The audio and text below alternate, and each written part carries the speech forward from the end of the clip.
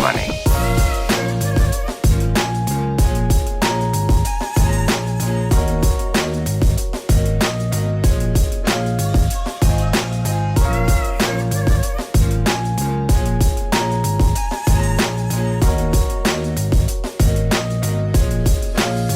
They all need money.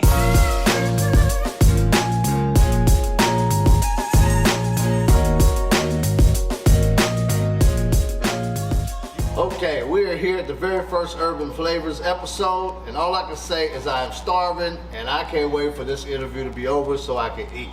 Today's guests have a long lineage when it comes to cooking up good food in Indianapolis. So when I hear the two words entrepreneur and urban, today's guests are definitely on the menu. No pun intended. So go ahead, preheat your ovens, and let's dig in. But first, before we step out on the block, let me pause for the cause to take a moment to show love to the people who pay me. Now, I don't know about y'all, but I like my sponsors to make sense. And with COVID-19 being upon us, whether it be business or personal, you need professionals that can supply you with all your personal protection equipment. So when it comes to glass, masks, gloves, hand sanitizer, or reliable disinfectants for my studio to keep me and my guests safe, I know ROI Marketing and Safety have got me and my guests covered. So log on to www.roippe.com or drop them an email at sales@roippe.com and let them keep you and yours safe. Now, let's step out on the block. Okay, I may be a little biased towards today's guests since I grew up on their food and we share the last name, so you know they got some flavor. Attracting attention of names like Tevin Studdard, which brought on their food video, and of course their unwavering support of the community, to starting up their own club. The older generation brought it up, and now the younger generation is pushing it into the future. I'd like for you to welcome to the Block Podcast, Urban Flavorz, the family proprietors of Pawn Maw's Backyard Barbecue, George and Little George Nelson. What up, fellas? How y'all doing, man? Welcome to the show. How you doing? Man, I'm good, man. I'm good. I'm starving. I'm ready. I'm ready to get over with this so we can eat. You know, man. I wanted to sit down. Now, Big G. I'm just meeting you today, but I'm acquainted with Lil G. So you know, and I know he talks a good game. You know what I mean? So I'm assuming he got it from somewhere good.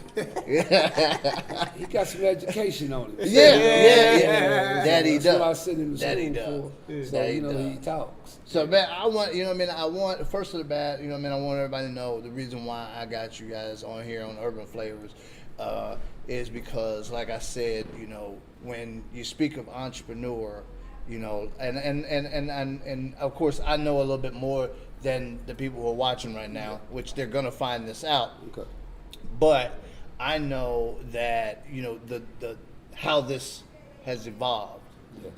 Yeah. And I also know how Lil George is trying to get behind this and just shove this into the future. Yeah. And so that is the reason why I wanted to have you guys on here, because because the show is all about, you know, helping young entrepreneurs and business owners, you know, to thrive. And so if we can provide actual experience, real life experience, not somebody who's read books, no, someone who is actually doing it, lived through it, and can tell about it. And that is the reason why you guys are on here, because of the knowledge that you guys have, and of course, you know, the amazing food that you have. That, you know. Thank you. Yeah, but go ahead, man. You guys, man, you know, split up however you want, man. But just share a little bit, man, about, you know, who you guys are. You know what I mean, and a little bit about the restaurant. You know what I mean? Well, I'm George Nelson Sr. and we are a farm-to-table restaurant. And what we try to bring to the community is quality food at a decent price. Soul food is supposed to be something which is, you know, the true American cuisine. It's like jazz. Right. This comes from slavery to now, because you look at every nationality in America, you know, some people don't like to talk about it, but the truth is the truth. The slaves were cooking the food, and we added the flavor to the food. We added our own spin. Exactly. So we took what they brought from Europe and other places, and made it American. Because of what we bought from Africa, we added, and now we have a true American food. But my biggest thing with what we're trying to do is we're in a food desert, that's for one. For two, we're giving meals to people at a decent price. And what we're trying to do is, I don't want to make $15 a meal, but I'll take 10 from 6 to 10, so you and your family can come out and eat multiple times and get back to the dynamics that we had when me and you were growing up, where families sit down at tables, the TV was off. Man, You that actually seems had a so long ago, conversation. don't it? And you had a conversation with your grandmother, with your aunts and your uncles, and they talked about college, and it gave you guidance and tried to get you to where you're going. And you do that around food, you know. But we wanted the food to be high quality and not canned. Now see, George has talked about, you guys and you guys have unprocessed food. Can you share what is the importance of having the non-processed food versus, Well, see, the sodium intake, we have so much high blood pressure in our community, which is just crazy because we have so much sodium intake. We have seasoning salt and all these different additives. Corn syrup is really horrible for our children. You know what I'm saying? And, you got 22-year-olds that got high blood pressure. I mean, it's because they're eating everything high in sodium, MSG, you know what I'm saying? So now when you come and you cook something, you clean it, you know what I'm saying? Then you cook it, you cut it, all of those things, you know what's in it. See what I'm saying? So when you go get something that's processed, you don't know what's in it.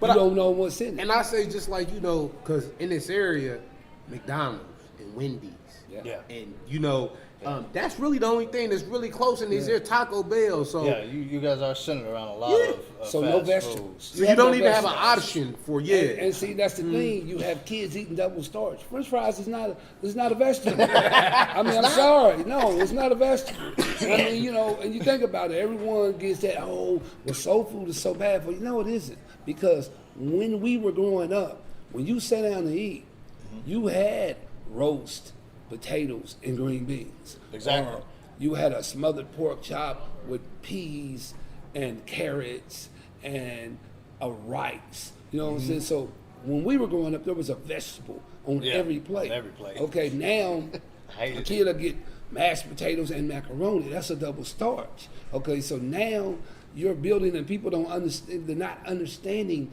what is in food. There's a sugar in potatoes. There's a sugar in macaroni. Okay, so you need to balance that. And the processed food out of your body, you need a vegetable. So you got peas, you got carrots, you got broccoli, you got green beans, you got cabbage, you got squash. All these things we grew. You know what I'm saying? Collard greens. And now we're not growing them anymore. Yeah, everything's in a can. So you get some greens that's in a can. You don't know how long they've been there. You don't know what process they use to put them in the can. Now, I suggest either frozen or fresh because you have a better chance of not being processed. And then you're going to add what you need to it. Yeah. But given that things are so processed, you got to get back to that table and that balance of cooking without all those additives. MSG is horrible in our community. Yeah, no, I know that. Yeah, and they add it to a lot of things. And putting seasoning salt over all your food is crazy too because let go of that seasoning salt, G. Let go of that seasoning salt, G. It's hard, but if you want to live, how old are you, bro? I'm 50. Okay, I'm 52. Okay. If you want to live to see 80, you're going to learn some different things. You know what I'm saying? You're going to learn to eat more salads. You know what I'm saying? And that's the thing. Soul food has evolved over the years. And people don't understand that. Collard greens and chitlins and all of that. But now we're making a little bit more money, so we don't have to eat chitlins. And don't get me wrong, I still eat chitlins, but I eat shrimp, I eat duck, you know what I'm saying? Cornish hens, I eat all these other things. And we've taken that, which is an American European style food, but we put a flavor on it that most Americans, if you look at the culture and food, is coming is Latino and African Americans who are pushing the scale. Yeah. And There's a lot of Mexican restaurants nowadays. And I mean, and it's like you have to get back to lima beans and brown beans and white beans I'm not and a stuff. bean fan, man. I'm I not can't do neither. it. But did you eat them when you was growing up? No. You know what I'm saying? Was you forced to eat them when you was growing up? They tried. Yeah. you ate. I can run fast. You ate more. You ate more than what you would have liked to eat. Right. And what I'm saying is, you look at it now. Some of that food without that corn syrup, and see that's another thing. We have a bad epidemic of hypertension, and I mean hyperactive here, and that is a big part of it. They put corn syrup in everything. Yes. And I mean, and you got kids that are right now, their teeth are bad. They don't have any attention, any attention span in school and stuff like that. And if you go through their diet, some of it is just check the diet out. By it. Yeah, you know what I'm saying? Yeah. The cereal, the sweet cereal, ain't no oatmeal, cream of wheat, rice in the morning, or apples, you know what I'm saying? And apples make their own sugars, you know what I'm saying? Natural sugars are good. Yeah. But when you get to taking the natural sugars and putting that processed corn syrup in it, it changes. Your body can't process all of that out. You know what I'm saying? And then, they're not eating any fruit. You know what I'm saying? I came close to high cholesterol myself. Yeah. I had to tone it down. Yeah. So now, like I said, I came up on your food. You know what I mean? I'm from the west side. I came up on 23rd in Indianapolis. So I live with my best friend, which is 2 doors down from the old Pawn Mars, which some people don't even know. They think this is the beginning right here. You know, this ain't the beginning right here. It's not the beginning. This ain't the styrofoam cup. This No. ain't the rib tips of the styrofoam cup right here. No. You know what I mean? But you guys been going at it for a long time. Yeah. You know what I mean? Since you were a kid. Oh yeah. You know Yeah. what I mean? Yeah. Tell me, George, why food? Why did you even go into food? My How did it parents- start? My parents were my grandparents, my grandfather. Mm-hmm. My father was in the military, and I was the first child born at home in Evansville, Indiana. Okay. I was the first child. And my grandparents were from Alabama. I had a grandmother that went to a cooking school in Alabama.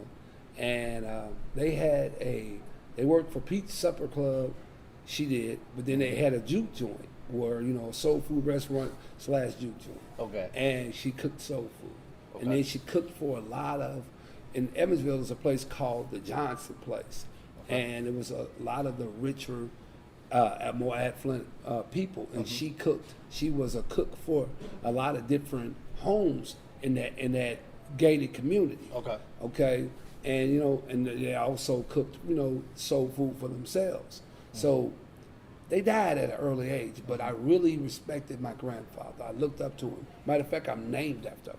Okay. Okay, so you're not the first George. yeah, I'm not the first. You Okay. know, and what had happened was, all this time, my mother had a catering service. She even worked a job, but she had a catering service, and we done all of this in Evansville. And it was like, man, I never thought I would be cooking. You know what I'm saying? Right. But this was the family business.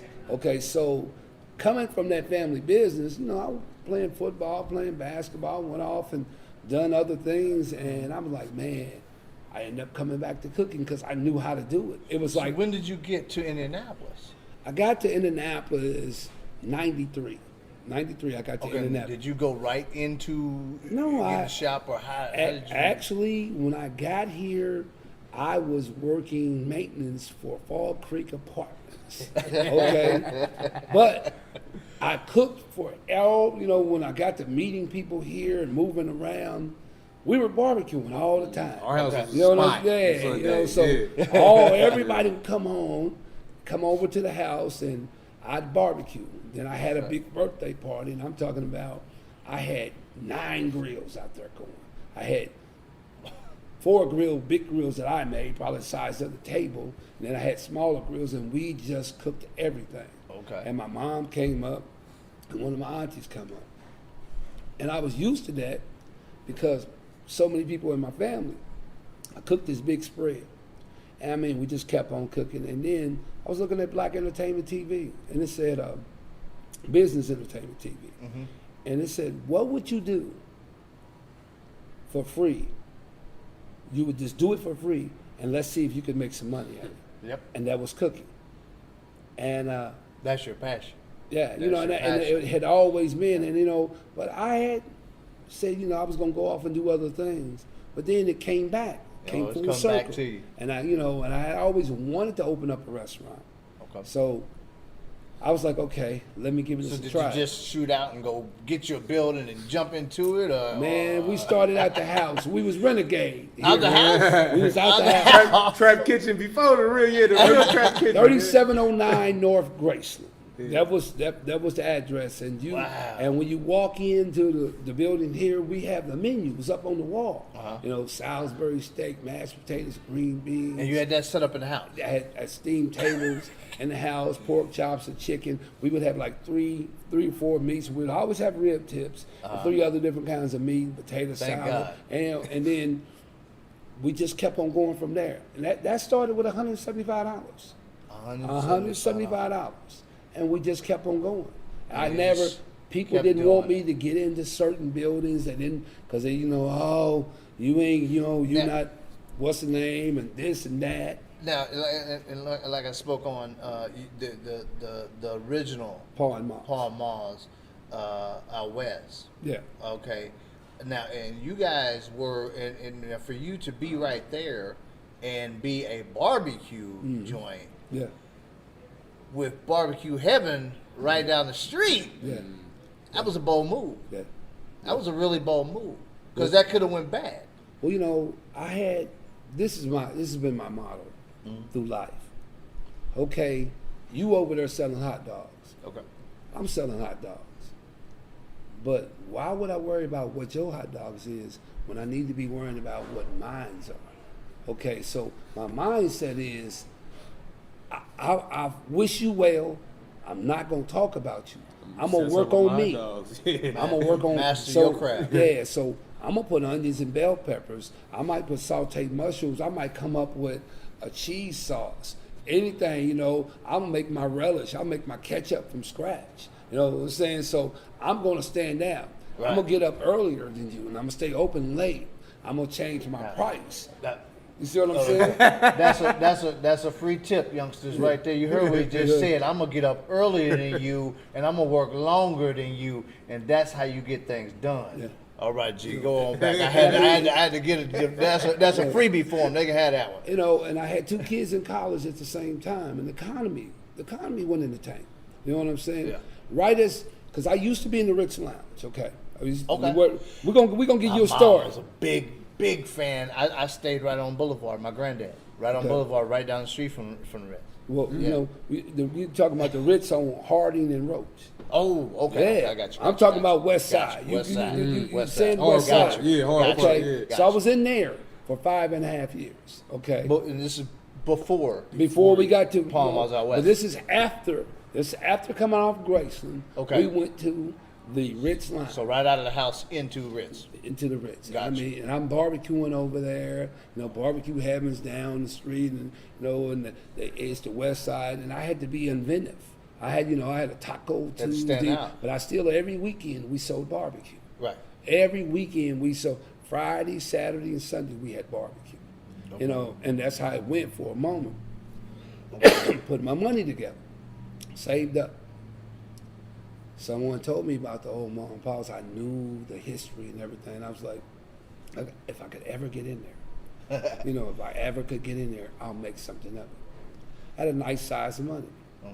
So I got in the building.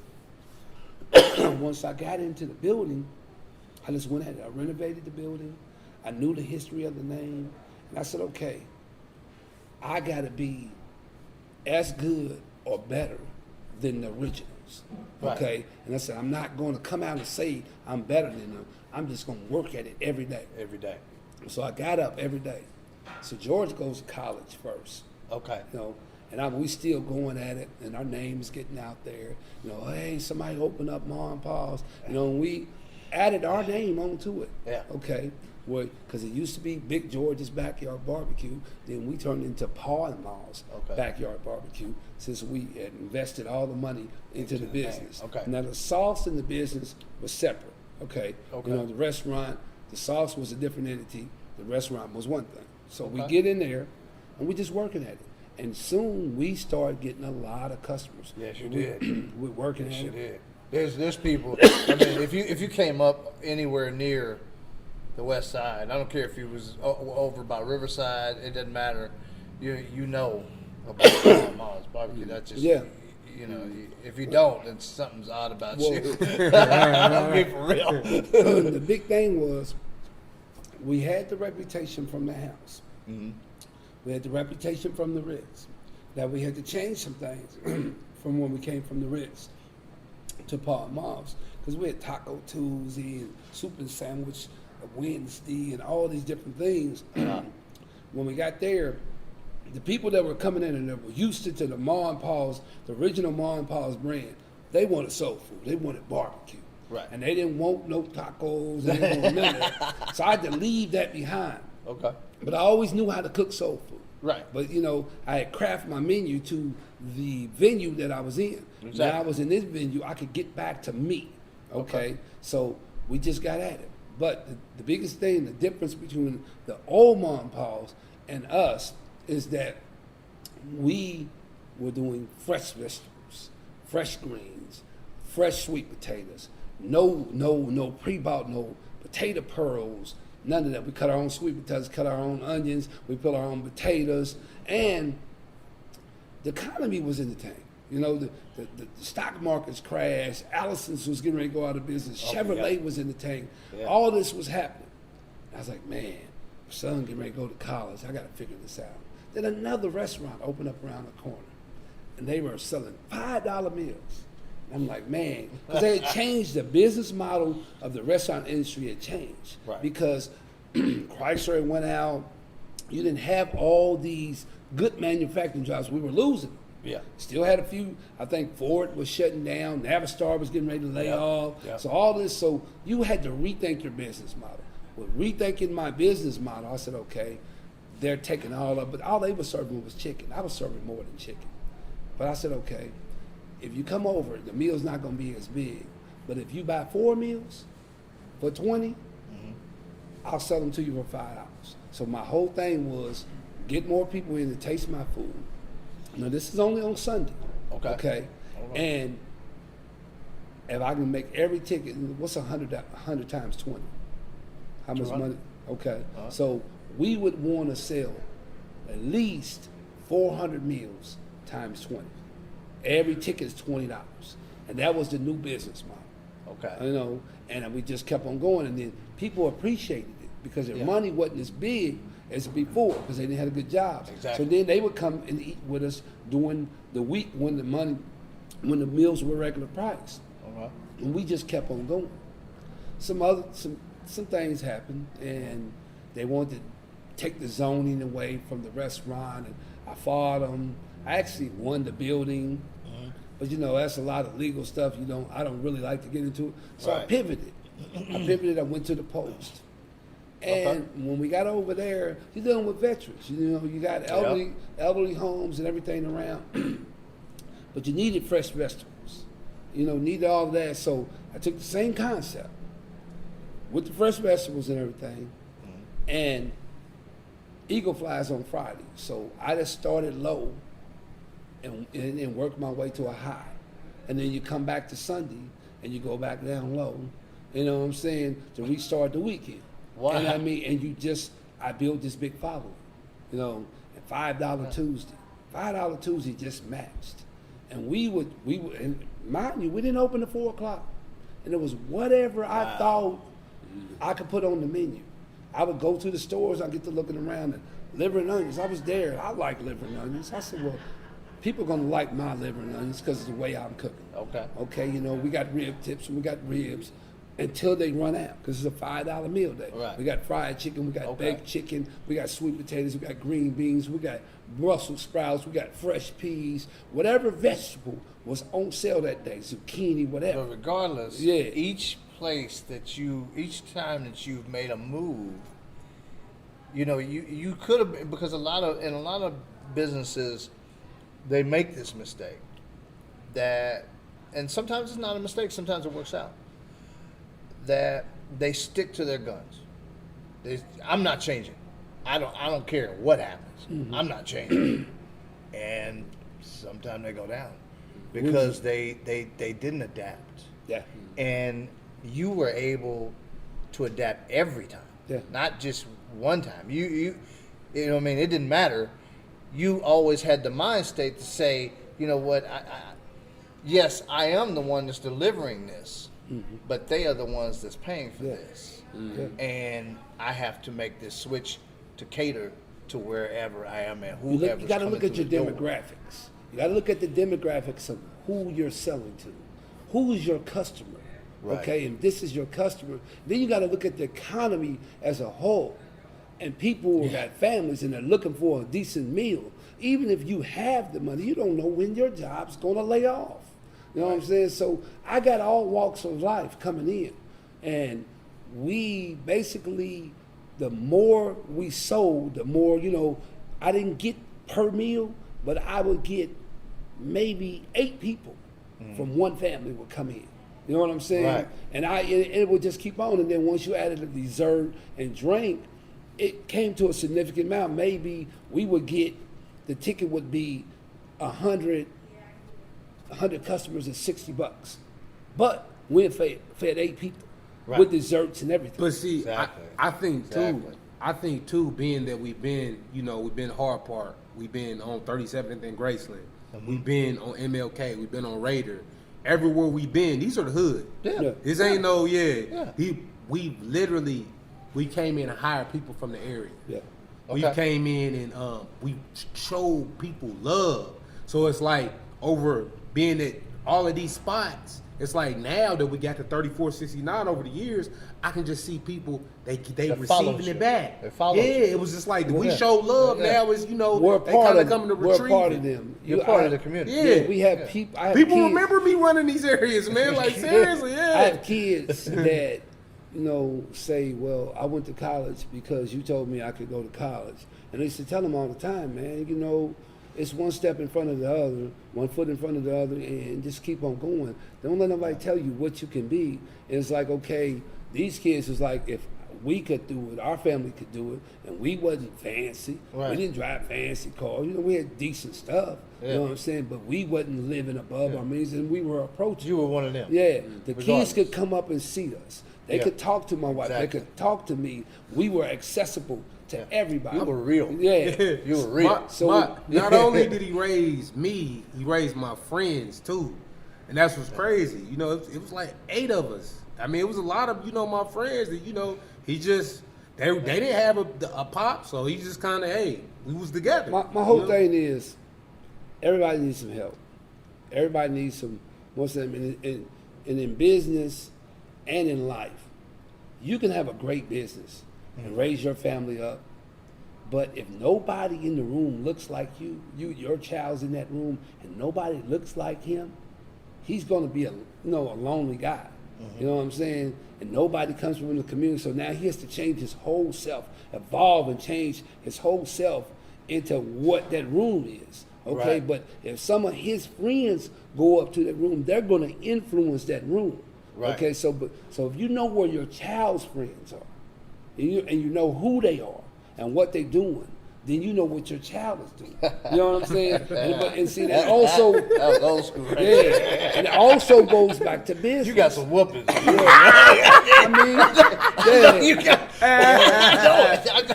And being honest with you, I mean, younger, I had to get at him, but But you know what? And like I said, I know George. I work with George, and I know from the way he conducts himself that he was raised in a correct house. Yeah. You know what I mean? And you did exactly what was needed to do, not only to keep him on a straight and narrow, but his business mind. I mean, because now you went from the $175, to here we are. Yeah. You know, I done walked through the front door, you know, Mama's Backyard Barbecue again, and it's still going. And now, you know, he went to school, he's come back, and now he is pushing this To a new, with technology and to a new level. Yeah. You know what I mean? So, Joe, what are some of the things that you're doing now to add on to help the family restaurant, you know, get out there? Because I know you're trying to blast it. I see you every day. Social media. I mean, it's crazy because now we receive information through our phone. Now, Right. a lot of people receive information through our phone. So, in our reality, my whole thought process was, let me document this story. Because for us, we've always been in food deserts. And that's a story. It's a just story. we haven't. Yeah, It's a we just, you know, story. we've always done this. So I figured, how But do you're I putting a document? unique twist on it. Yeah, You're doing something. Explain that. Explain what you're doing. You know. Well, normally when people market, when you think market, when you think branding, and you think social media, you just try to sell people. You just say, hey, this is some food, this is the price. But my thought process is, we have an audience. Let me teach them something. Let me give them something. So Nice. let them get behind. Let me tell them about how we came up with this and our gems, how to flip $175. Let me tell them about the indie food desert that I come from and I've lived through. Right. You know, Yeah, so but you know, yeah, it's yeah. authentic to me. Exactly. You know, Exactly. so it's just like, yeah, You still saw it, regardless. You know what I mean? You were in the household that it affected, whether it was good or whether it was bad. yeah, You know what I mean? yeah. and you So- come together. I mean, But that's our- the piece of it. Though. our- I tried our to community- brand. That's, you know, thinking long term. And you're doing a good job of it, man. You know, you're a maniac in the gym, and I love it because you know I used to go hard. You know, I used to go hard, you know, but I'm an old man now, you know, so I can't go as hard as I used to. Yeah. But you are combining the two of a healthy lifestyle and the food in which your family's restaurant is providing. That's a unique twist. Not a lot of people are in the situation that you're in, and even if their family does have a restaurant, they haven't decided, oh, I'm going to go, you know, pick up Volkswagens every morning, you know, and run to, you know, another country and back. But it And, brings and then educate people on the food that I ate and how I did it. You know what I mean? That's, you know. it's like having your kids come back home. Yes. See, and that's what I really try to focus on. In our community, when they want to gentrify the community, they take the grocery stores, they take everything that was once there, Right. okay, and change it. And integration came to our community. And I know if you know you're only 2 years younger than me, you've seen it. Right. I seen it, and I don't think it's a bad thing, but we didn't get the economic Right. integration. Yeah. But when you educate your kids and you want to educate your kids, you got to put some amenities back in the community so you can bring them back. If your kids, the grandparents still live where they live because they ain't moving. Right, Okay. exactly.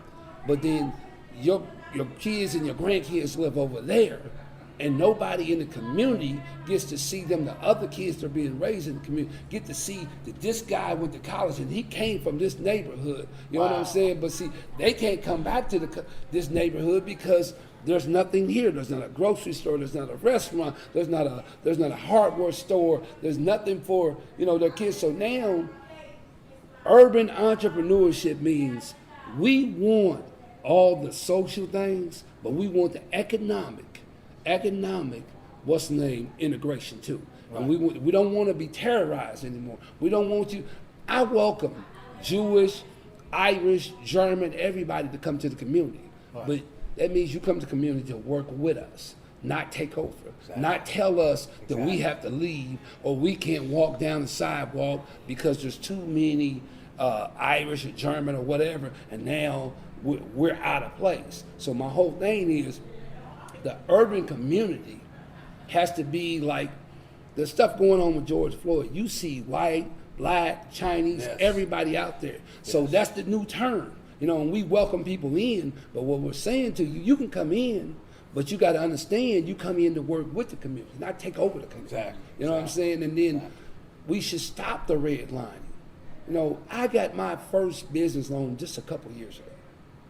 Wow. Yeah. So the rest of this, I've been doing this by just working. Out the I mud. make $500. Get it out the I mud. take $300 and put it back into the restaurant. And I like if I made $800 that morning, you know what I'm saying? I'm selling breakfast. I took 4 of it and went and bought dinner. I already had some of the dinner, and we were steady, and we just kept on going. See, that's a big thing, man. That you know, and I think I blame a little bit of this on social media. That you know, our younger generation, they wanna put in the hustle. They wanna get the business started. They want doing every other work to get there. But then when they get a little cash flow, they want to go buy Jordans and gear and all that. It's like, man, hold on, man, whoa. Gotta sacrifice. You got to put a little bit something back into what your passion is. You know what I'm saying? Because when this stops. That's that. So But that's like work you without said, sacrifice. You got to put something back. I call that work without sacrifice. That's True. If you're working and you can't sacrifice, you can't be disciplined enough to hold yourself together until you get your big opportunity. You know what I'm saying? You got to have the rims and the tires. And I was telling him, I said, look at this young man right here. He's running around the neighborhood. He got the rims and the tires. The girls is riding with him and everything. And you think, oh, man, Pops, I said, man, don't worry about that. Right. I said, go to college. When you come back, that guy's going to have the same car. Belly going to be bigger. Going to be full of kids. You know what I'm saying? And he's going to have that same car. It's going to have a few more rust spots on it. Right. You know what I'm saying? And he's going to be steady shining. And he hasn't grown. You know what I'm saying? Yeah. He can't provide for his kids. He can't do any of that. So work without sacrifice makes no sense. Exactly. You have to work and sacrifice something. You know. And That's I the used only to tell way him. it'll come. I used to tell him about football, basketball, the lessons and the things about work without sacrifice. It applies to everything. See, but entrepreneurship, it really applies because if you can sacrifice, you're gonna get a nice car later on. Right. You're gonna get a nice vacation later on. But the next generation is really gonna benefit. And you're gonna educate them, and then things are just gonna get one. That's one thing that you deliver every day, George. Your inspirational thoughts, and I always hear, you start most of your thoughts, and they're always awesome, and they always tie into real life and business. It's always that tie in right there, and I always hear. My father used to tell me. My father used to say, you know what I mean. And I think what I'm saying, that the fact that you've been able to pass this so smoothly to him and not only pass it, you didn't have to shove it. You didn't have to say, this is what you're gonna do. You know what I mean? This is what we do in this house. You're gonna get in this restaurant, you're gonna do, so you didn't have to do that. All you had to do was instill what you've installed into him, and now he's gung-ho to just take this and just run wild with it. I'm gonna give you a story, man. Coming up, my daughter always worked in the restaurant. You have to keep a better eye on your girls. Okay. Yeah. He worked in there. I mean, he was football star and everything, but that didn't matter to me. You gotta get up and go to work. In the morning, we're going to make breakfast. We serve breakfast at the Ritz. And, that's part of family business. So you ain't laying in bed. I don't care how many yards you rent, because they ain't paying no bills, okay? It's paying the bills. So he was like, man, Pops, you too hard on me, this and that. So he said, okay. I said, well, hey, get your job. So he went and got a job at Wendy's. Sure did. He didn't want to work for me, he wanted to work for Wendy's. But he understood, regardless of what it is, you got to get up and go to work. You got to get up and go to work. You know what I'm saying? Yeah. And it's like that work ethic was put in it. Yeah. And then I told him, I said, man, I ain't buying you no J's. I bought other things. I bought Nikes. He had the PlayStation 2s, all of that. But all that super real, I didn't buy that. You know why? I gave him something to look forward to when he got older that he wanted to buy. You want to get tattoos? I ain't paying for them. Go ahead. If you can pay for him, his money was his money. He didn't have to do anything with it. And you ain't gotta pay for your school, books, none of that. Right. But you need to work. So where are you guys? What's next? What is next? What's on the list now? So, yeah. So we got upstairs. So we got a private room. We got a full bar, 6 private rooms upstairs. So the vision is for this place to be a place for community. So it's bigger than just a soul food restaurant. Okay. So this place is going to be a place for community, that 35, So 30 and up you crowd. plan on renting these spaces Yes. or okay. Special events, weddings. Okay. We're going to throw special events. So in September, we're going to have a Flashback Friday party catered to the 35 and up crowd. Okay, September. September 12th is going to be the first day. Okay, September 12th. September 12th is going to be the you first got day. something coming up. Got a pop-up shop. Yeah. Pop-up shop this Saturday. This Saturday. Yeah. I was gonna say it's right here. It's Over right 20 black-owned vendors. One spot here. Right here. Yeah. 3469 College, right here. Yeah. So our goal is right now, we're in a pandemic, so we're not bringing a lot of other restaurants in. But eventually, in our pop-up shops and stuff like that, we're going to bring other black restaurants in and have them not only just serve my food, because I want them to grow and be prosperous too. Okay, so once we get through the pandemic and things open back up, we'll get them over, and will it only be different businesses selling retail stuff, but we'll have other black restaurants in here. We want to throw an inner city taco festival. Then we want to bring the barbecue festival back. You know what I'm saying? And to me, we want to make Indianapolis the head of soul food, the soul food spot to come, Indianapolis, Indiana, in the Midwest. So you know what I'm saying? Yeah, trying to work towards the taste. Yeah. We do a taste ready of for it. We do a taste of mom and pops, but we want this for black folks and black restaurants, Latinos too, Chinese. We want this to be. We're concentrating on soul food, but we want this because we already have Circle City Classic. We already have Indiana Black Expo. Right. But we're not growing anything outside of that. Indianapolis has just been stuck with these two things. Right. Okay, we want to bring jazz back. You know what I'm saying? Live and we want, jazz, live music. There's a lot of really good guys, black culinary talent here. I have a lot of definitely in a building that is full of musical history. Yeah, and this building is full of it. And you want to bring both of them together, but you also want to bring entrepreneurship. And then people say, "Well, man, you're doing all that social stuff that don't pay off." I'm trying to show people that you can be conscious, you can be a businessman, you can also take care of your community, and then we're talking about urban ingenuity, entrepreneurship. So we need a farm buying corps like Jordans. They come to America and they form the buying corps. So when they go to the stores and stuff, they're getting food at a different price. Right. You know what I'm saying? So everybody's like, well, how y'all gonna let Jordans come in your neighborhood? Well, they put a plan together. So they buying for 5 stores. Plan. And this and that. So what I'm trying to do is get a lot of the soul food restaurants, the fish and chicken places, and we're going to grow. We don't care that Jordan's is here.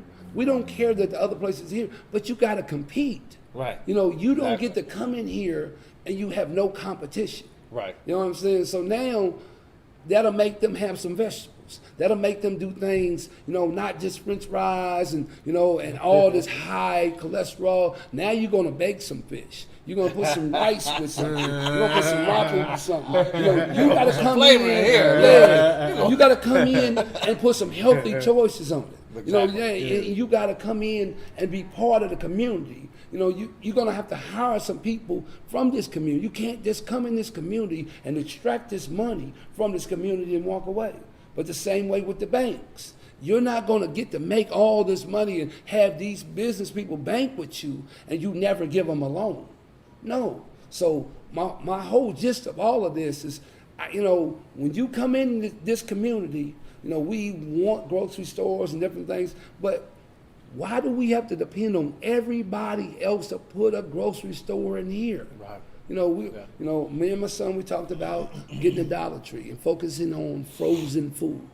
Frozen green beans, carrots, peas, broccoli, cauliflower, frozen, and then offer all the other things like paper towels and napkins and all the forks and all of that, but make it inner city. Because right now, if you go to a Dollar Tree and they talk about how unhealthy the food is. So we're going to focus on that since we don't have a major grocery store. Right. And we could do this before we get a major grocery store. It's the baby steps. You do this till you can do better. Exactly. You do this till you can do better. You do that till you can do better. Now once you do better and you know better, And you never do know better. while you're doing something. You never know who's going to be like, hey, G, how can I help you? You know, You know what I mean? What can Well, I do? and You know see, what I mean? the thing- So you never know, but you got to do it. Yeah. You got to do it. Well, see, we've all, and Martin Luther King is a hero of mine. Malcolm X is a hero of mine. Medgar Evers is a hero of mine. We've all never demanded to stop the economic terrorism of our community. Right. Redlining our community, redlining our restaurants, redlining our businesses, redlining our homes. We're not having hardware stores. We're the only community that takes our money. 70% of our money goes out of our community. Out of our community. Okay. Yes. You know what I'm saying? No other community, no other nationality does it. So we have to, Oklahoma, That's us. That Tulsa, is us. Oklahoma. Yeah. We have to let our money rotate 13 times before we take it out of our community. That's Right. the way we build jobs for each other. We have to start being the people that hire. I don't know why we don't have bread companies and cookie companies and sauce companies and all of this, because a lot of the recipes and stuff, we go take it to another company and they making millions Right. off of what our hard work. So my biggest thing is, if you can work hard and sacrifice and wait and build something, you know what I'm saying? And then demand. We're not asking anymore. We're going to put groups together, economically wise, and say, we're restaurateurs and we want to be treated like everyone else. We're not asking for a handout. We're just asking for a fair, percentage. You can't build a restaurant at 12% interest rate. You know what I'm saying? You're a slave. Right. You know what Yeah. I'm saying? Everybody, you want to? I'm not bringing up slavery and this and that. You're a slave to the interest rate. This is economic talk. Exactly. You know what I'm saying? And my whole thing is, it's time. You take one step after the other.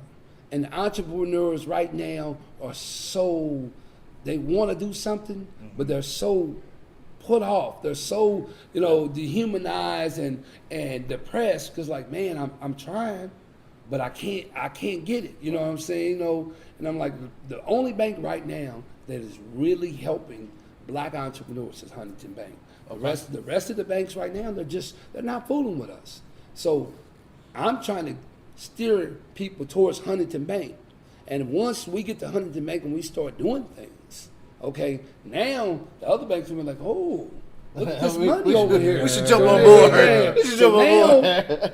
we're going to build competition. And they're going to we're going to compete for some of this business. Right. Because, we should have a nice alley of restaurants. It used to be Zeb's. It used to be, Wow. you know what I'm Just saying? It said used to be, with all these different restaurants. Shirley's, Bob's Black Pie. Bob's Black You know what I'm Pie. saying? What's the place? And I'm not even from Indianapolis, called Lotta Burger, and all these different restaurants. And they was entrepreneurs, but they basically were not being able to get money. Well, I you think get forced out. The beauty of the younger generation, you know what I mean, and like Lil George, is that they're kind of tired of working for someone else. Yeah. They're just and they're forcing the industry. They're forcing the entire narrative of business in a whole nother direction. And I'm sure that as long as Lil George is still pushing the way he's pushing, that you guys are going to go into a different narrative. Look at R&R. and you're going to grow from there. Oh yeah, we can stand on their neck. Man, I'm glad, man, I could get in here, man, and get you guys on here, man. We got to wrap it up. Okay. You know, the street lights is on, so it's time to go in the house. You know what I'm saying? The street lights is on, baby. You know what time it is, little G. Your mama's calling you. Exactly. You better not be too far away. You know, and how does people get a hold of y'all? You know, and then you got Paul Moss Facebook. But you got Instagram. Yeah, we got Instagram at Paul Moss Backyard Barbecue. We're at 3469 North College. You can hit us up 317-835-1695. You know, we got several. I mean, we just want to people come, and everybody's idea is going to be heard, and we'll form these different organizations, and then we can all move forward. It ain't just about us. Right. My family moving forward. It has to be the group of families moving forward and the group of entrepreneurs moving forward, so we can have something for our babies. Something, because and then we don't care about collaborating with other people. Come in, you're welcome. Right. You're welcome. As long as you want to collaborate and not take over. Y'all heard it. So if you got any ideas, you want to jump into this, come down here, see Big George, see Little George, see what they can help you do. Okay. All right, fellas, man, it's been real, man. All right. Love. Yeah, man. yeah. Oh my God. Yeah. All righty, y'all. We're gonna wrap it up. Until next time, Urban Flavors, right here on the block. We all need money.